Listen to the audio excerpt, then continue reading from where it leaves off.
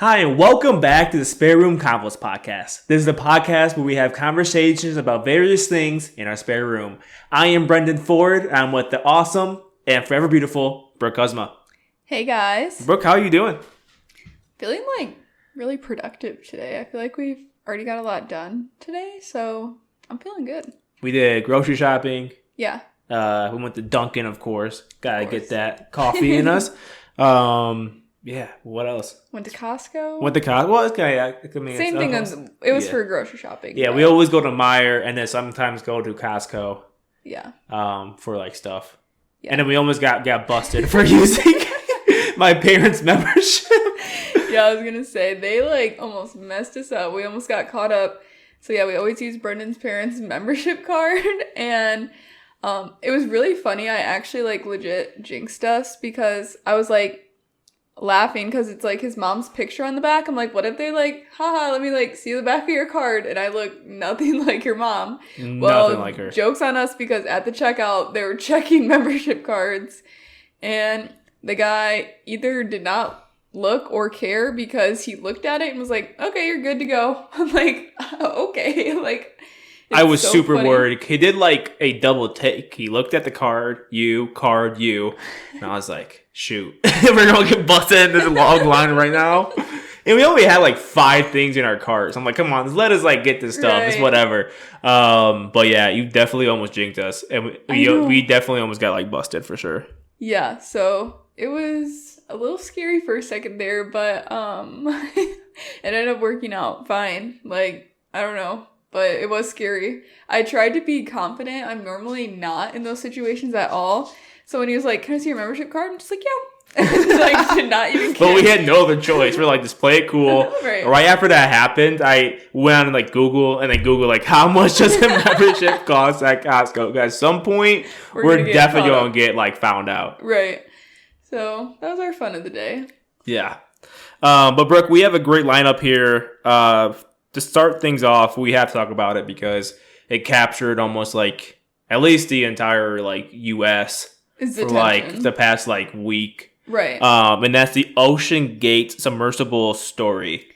So to start things off, what are your reaction to everything that has played out with that? So at first, I definitely was one to fall into this is haha funny a little bit. Because, people were making lots of jokes haha, these rich people are in this submarine and that's what they get for spending their money like that, whatever.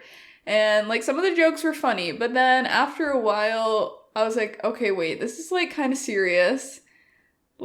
These people are just, stranded in this submarine, right, in the ocean, and no one can find them. And then, I'm sure you'll talk about it too, but you brought up a good point about, their families and stuff are obviously worried about them. They're human beings too. Just because they're rich doesn't mean we shouldn't care about somebody. So it's definitely the whole thing. Now that more information's coming out about it, it's crazy. What are your thoughts about it? Yeah, my thoughts about the OceanGate stuff is I was in the camp where I didn't understand why people were making jokes about rich people just dying. Yeah. I saw a lot of, they should know, or see, this is what happens. We just have money, spend it on whatever. Yeah. But at the end of the day, they're all people. Right. And we now know that the submersible imploded back on Sunday, I think it was. Yeah. Or was it even before then? I don't remember. But anyway, the submarine, or whatever you want to call it, imploded. Because at first I was just it's kind of not cool to joke about people just running out of air and right, slowly dying in this tin can in the bottom of the ocean. That's not cool. Right. But we now know it imploded, so yeah, it probably was a rather quick exit. Just it sounds keep it PG. Yeah, it sounds like it happened almost right away. They said at 1,000 meters down, and they were supposed to go 4,000 or something like that. So it was relatively right away, and which I think is a little bit messed up about it is because they let this circulate the media and all this stuff, and it's almost they knew about it and then didn't take action about it either. Well, I'm not sure if, obviously it doesn't sound like they would have been able to be saved, But the fact that it took them like, I don't know exactly, like 4 or 5 days for them to even go look for them is kind of sad. Well, it kind of sounds like the U.S. Navy picked up. I think it was it the Navy or the Coast Guard? I'm pretty sure it was the Navy. Yeah, I think it was the U.S. Navy picked up the implosion sound.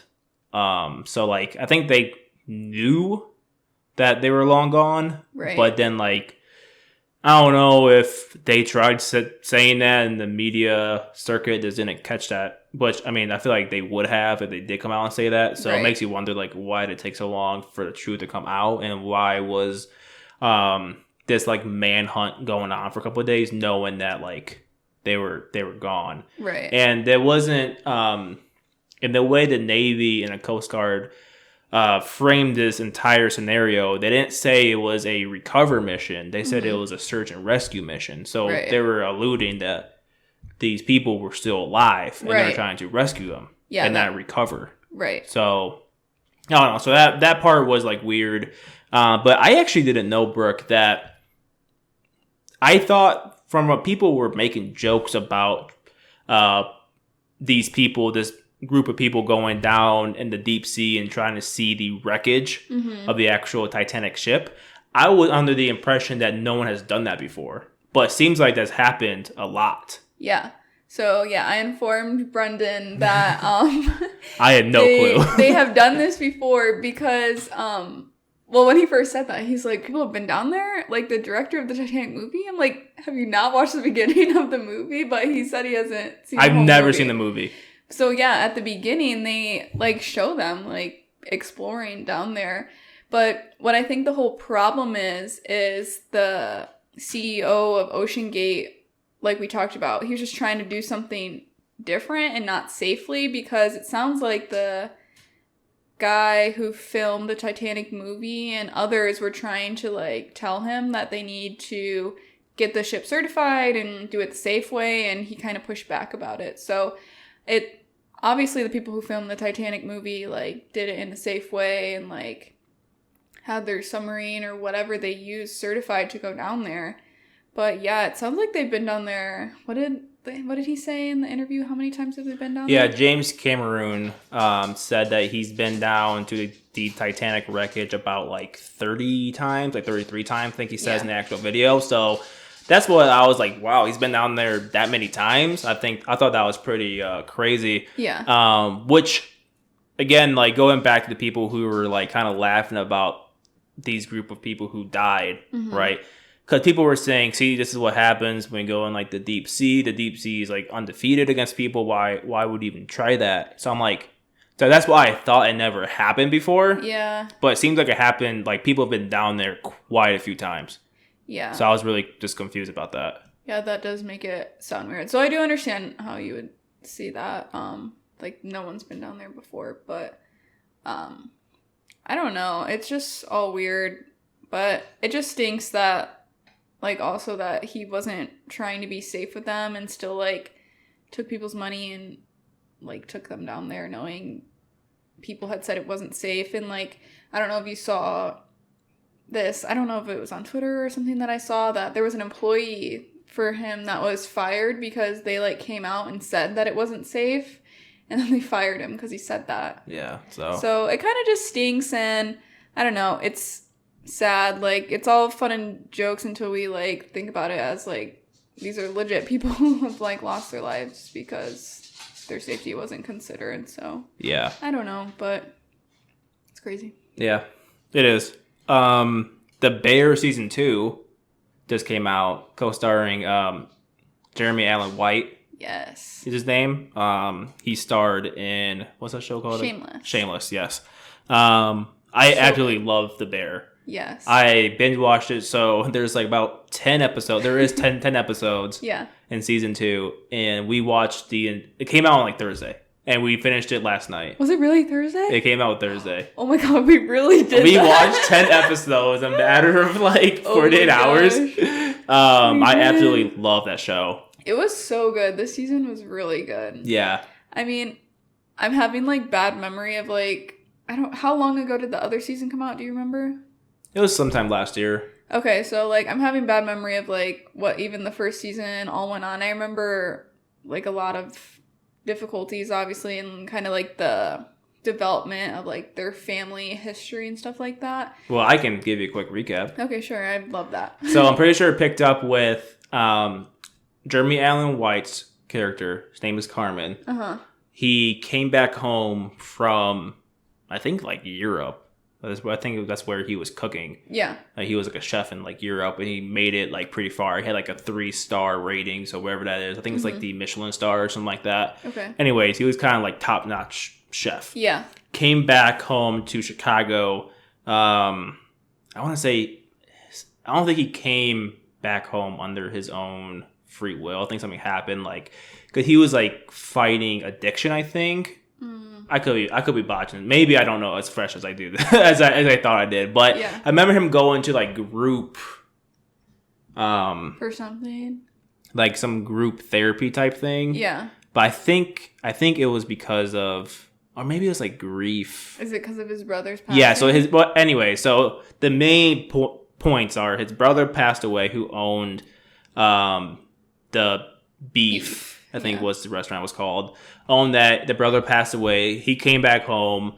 Then he kind of established himself in that restaurant. And then he was working with the crew, and they're going through like challenges throughout the entire first season, whatever. Like he was going through his own inner demons, and then dealing with the dynamic of the restaurant because it was in like really bad shape. Right. Like the crew wasn't up to par. The actual restaurant was like falling apart. Things were falling apart.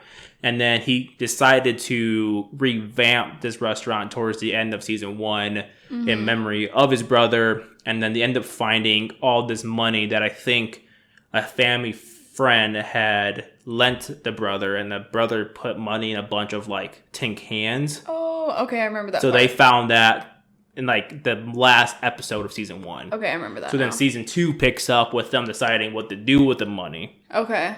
And then that's how they came up with the renovations of the restaurant.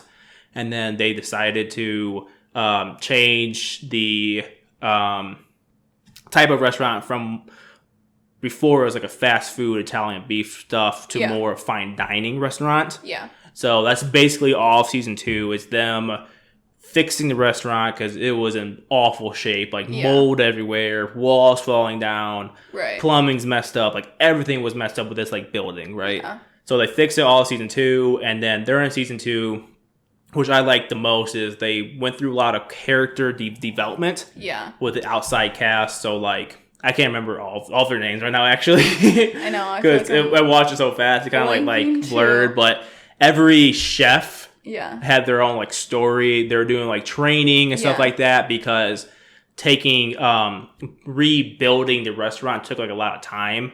They'd done everything like 3 months though. Yeah. So for the first like 3 months in season 2, it was like Richie is who Carmen calls cousin. Yeah. But I'm pretty sure he's just like a family friend, basically, like really close family friend. Okay. Him and that like Fock guy. Yeah. So they were like fixing the building.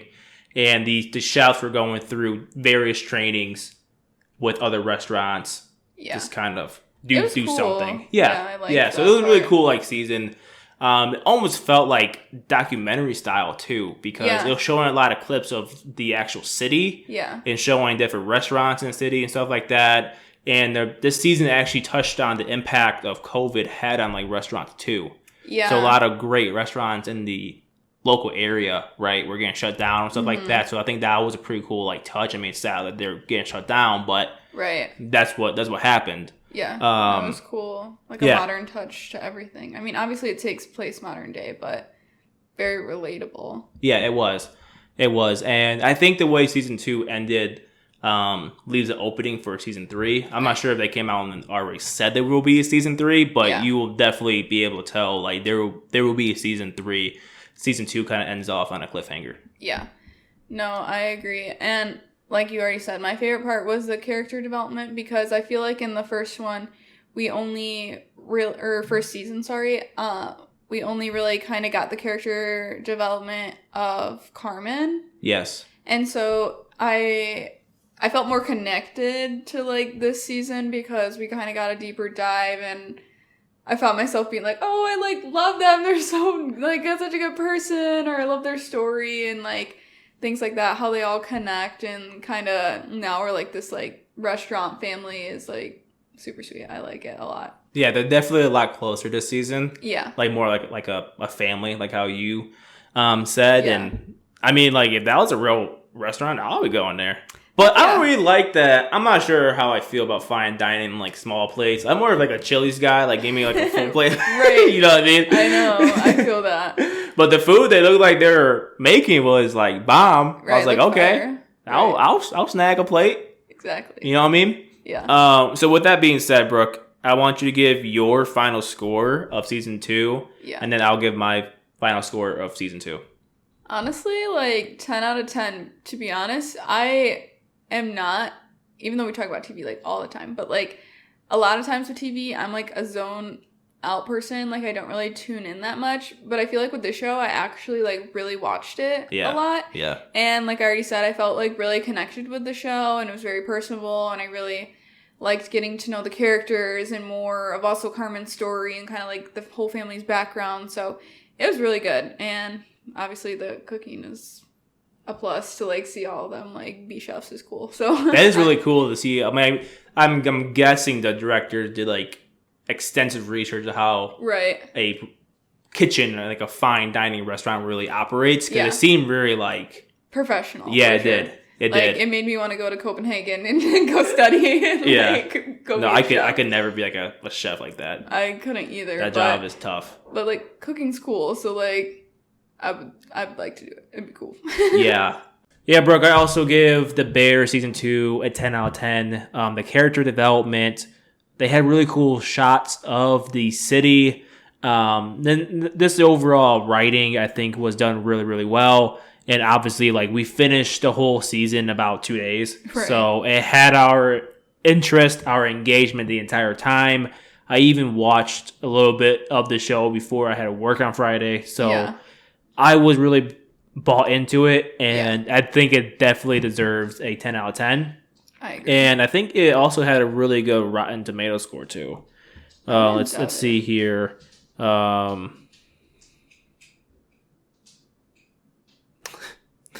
it had 100% on Rotten Tomatoes. Oh, so you can't get much better than that. Definitely a 10 out of 10. For sure. Moving on to Black Mirror Season 6. Last week, I kind of touched on it. I didn't really go into depth about it. I didn't want to spoil anything. Of course, the entire nature of Black Mirror is to kind of highlight the wrongness in human nature and the innovations that humans are bringing forth. Right. Some of the topics that I recognized during Season 6 that they kind of highlighted the consequences of were the deep fake AI stuff, Neuralink, people doing anything for clout, and this overall the evilness and darkness in human beings. Sounds about right. Yeah, sounds pretty. It was on track for it. It definitely was very Black Mirror and the topics that they wanted to cover. Of course, there are probably more, but I didn't. These are like the 4 or 5 that really stood out to me. Yeah. The episode that really messed me up the most, because Black Mirror is known to mess you up, mentally messing you up, because they talk about topics that are hit very close to home, and they're like, wow, could that possibly be our, future? That is why I cannot watch it. That is true. You did not watch that with me. This episode name is Beyond the Sea. And it's episode 3, and this is the episode that Aaron Paul starred in. Aaron Paul is in Breaking Bad. Okay. So this was the episode that he was in, and it definitely takes you through a roller coaster, and the ending is just awful. Almost the entire episode is just like awful in the terms of like the things that happen were awful. The episode was written well. I mean, it was a very good episode. I was on my seat the entire time, like on like the edge of my seat. I mean, the entire time. Yeah. Like it was a pretty heavy episode. For those that have watched season 6, you know exactly what I'm talking about. I'm not gonna go into full detail of this episode because it would be forever. Like I could probably talk for 10 minutes about it. But yeah, it's pretty messed up. See, that's why I just cannot watch it. I will be like literally having nightmares for the rest of my life. Yeah. I will not stop thinking about those kind of things. So props to you for watching it. And yeah, that stuff doesn't really freak me out as much as like you. I mean, like it freaks me out too, but then like I don't know, I'm able to like disassociate from it a little bit, I think. I know, which I cannot. Which you're like, oh, it's real. It seems real, so that's why like it's fine or whatever. But that's what makes it worse. It's too real. Like yeah, it did hit pretty close to home. It was some of the topics I kind of saw in this episode were the Neuralink and then the evil darkness in people. That's those are the two main topics covered in that episode. Yeah, it was pretty wild. But all in all, season 6 of Black Mirror was good. I give it 8 out of 10. Wasn't great, but it was solid. Good. Yeah, it was solid. Switching topics, let's talk about The Idol. The show that The Weeknd put together and that he's co-starring in. And I want to bring it up not out of positivity, but more on the flip side. And I don't like being negative on the show. Right. But this show, The Idol, I don't think is living up to his expectations. I think it's pretty obvious. Yeah. I think a lot of people are not liking it. I see memes all day about it on Twitter and TikTok and how awful the acting is. Yeah. And that's 24% on Rotten Tomatoes right now. That explains it enough. Yes. But Brooke, honestly, like I'm engaged in it though. Because A, I'm at a point now where I want to see where the story goes. Yeah. And B, I want to see if the show gets better. Right. But Brooke, walk me through what you're thinking about in regards to The Idol. Yeah, so I think we both agreed, like, after the second episode, we're like, I don't know if we want to watch this anymore. And like you said, not because it's, like, necessarily, like, horrible or whatever. Like, it's not good, but it's not great. But also because, like, now we're, like, into it. Like, we want to know what's going to be happening. Because, like you said, we see the memes and stuff. Like, after the second episode, we agreed we're not watching it. And then we're like, okay, so we're not watching the third episode when it came out. But then we kept seeing, like, memes and stuff about it. And now we're like, okay, now we got to watch it. So that's kind of, like, where I'm at. But, like, again, not just because it's, like, bad, but also because it's, like, what's happening is, it's weird. Like, what happens in the episodes is weird. So, I have some thoughts based off of what you just said. Yeah. We're basically watching The Idol just because we want to understand all the crap posting that's going on about it. Like, when people pinpoint, like, scenes, we want to know what they're talking about. So, I think that's part of it, like, why I am engaged with it. Because I want to be a part of, like, knowing, like, all the bad stuff that's going on with the show. Exactly. And then, also, to your point, the show is just the stuff going on. A storyline is just so like weird. They give you all like a quick summary. Basically, Jocelyn, one of the main characters or the main character of the show. Yeah. I don't know the name of the actress who plays her, but Jocelyn is that pop star person. Yeah. Her mom did like awful things to her. Yeah. Throughout her entire life, as a way to like, I guess, motivate her. Yeah. Quotes. Really loosely term applied there when we're talking about to motivate her. But now her, I guess you can call her boyfriend. Yeah. Which is The Weeknd. Yeah.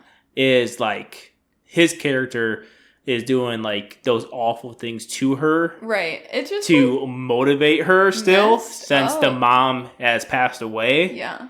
And it's kind of dark. I mean, that's kind of messed up. I mean, it's not even kind of. That's really messed up. Yeah. And that kind of like cringed me out a little bit. Seriously, it's like makes you uncomfortable, and then it's like, okay, that was seriously messed up. Yeah.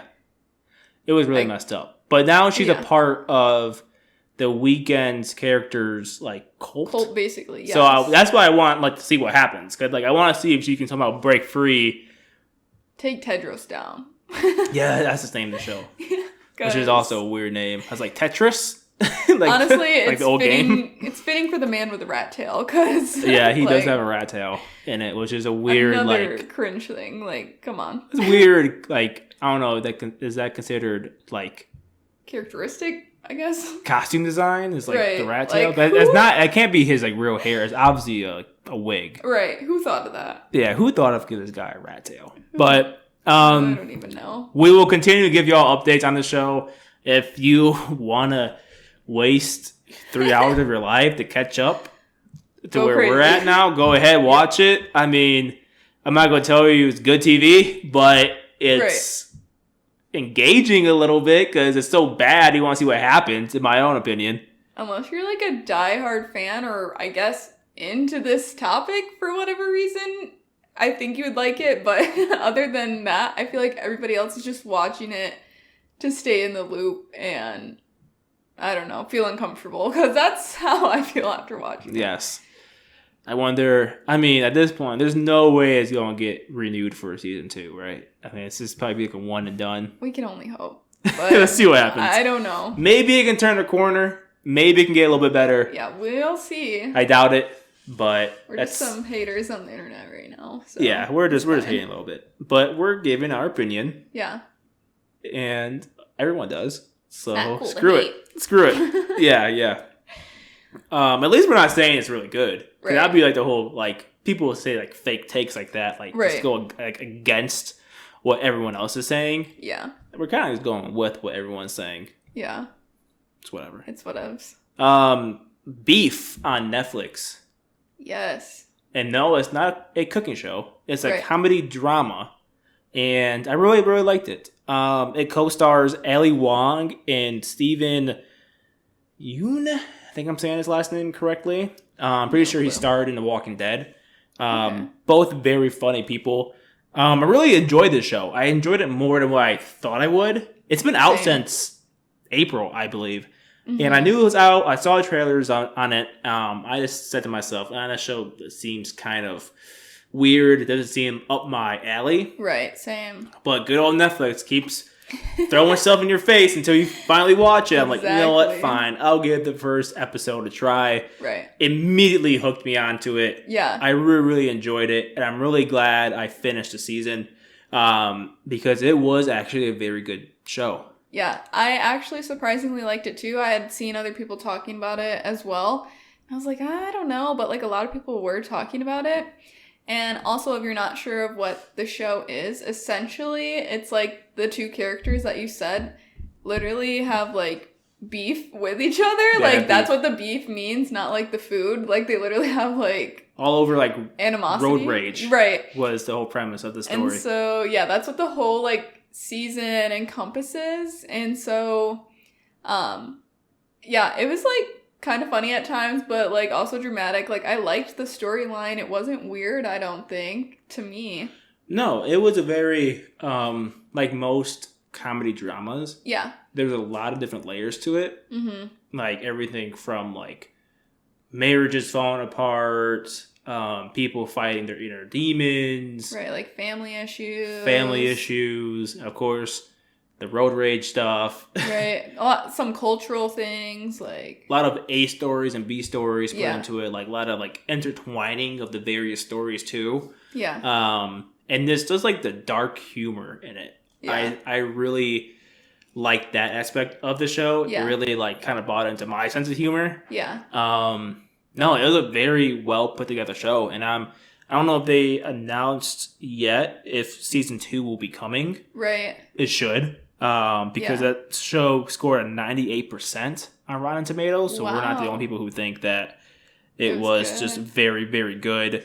Yeah, the last episode kind of alluded to a second season, like it could. Yes and no. They left it open in the fact that it could, but I can also see that this being like the ending too. Yeah. But Netflix, they love making money. For sure. If this show got a lot of viewers, if it scored well, they're going to make another season. I bet they will. They haven't announced it yet. Even like the entire like cast, like the chemistry between everyone was on point. It's like everyone, I felt like every role was casted well. Yeah. Story was written well. Everything about it Yeah. I really, really enjoyed it. I did too. I liked it a lot. What would you rate it?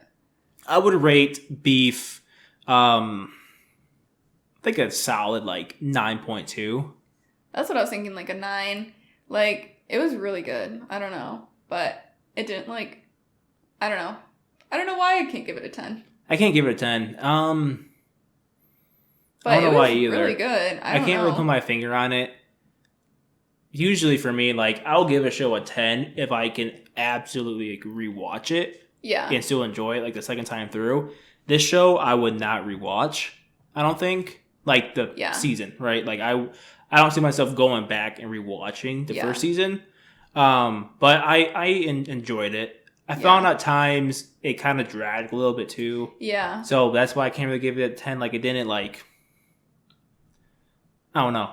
I can't really explain it. I feel like also, like, okay, I, like, easily gave The Bear, like, 10 out of 10. But I am usually a high rater on things just because, like, I'm also nice in that way. But I think I can't give it a 10 because, like, The Bear, I had that, like, connection with it. Whereas, like, this show, like, I didn't have a connection with it. I just really liked it. So I think that is my reason why I can't give it a 10. I don't know. No, you really took the words out of my mouth. Because I was about to say, like, The Bear, I, like, resonated with it. Right. With some of the problems that the characters were going through. I'm like, yeah, I've been in that spot. Right. Right? Like, with Beef. Right. I can't really, like... Yeah. You know, I never got into, like, road rage, you know, enough to, like, curate everything that happened afterwards. And if you all watch the show, you'll see what happens. Like, literally, it was, like, some road rage turned into a whole series of, like, events. And I was like, I can't really relate to that because, like, one, like, I don't think I ever really experienced, like, road rage. You know, like, sometimes we're driving and, like, I don't know if you remember, but a while back we were driving and those people were, like, for, like, miles literally going back and forth at each other. Yes, they were yelling at each other, like, out the window and all that stuff. I've never experienced that, and that's kind of what happened in this TV show. Right. So I was like, okay. I've never been angry in the car. So if you're someone who experienced that type of road rage, maybe this will relate to you. But to me, it was like, okay. It didn't really relate to me on, like, a personal level. Yeah.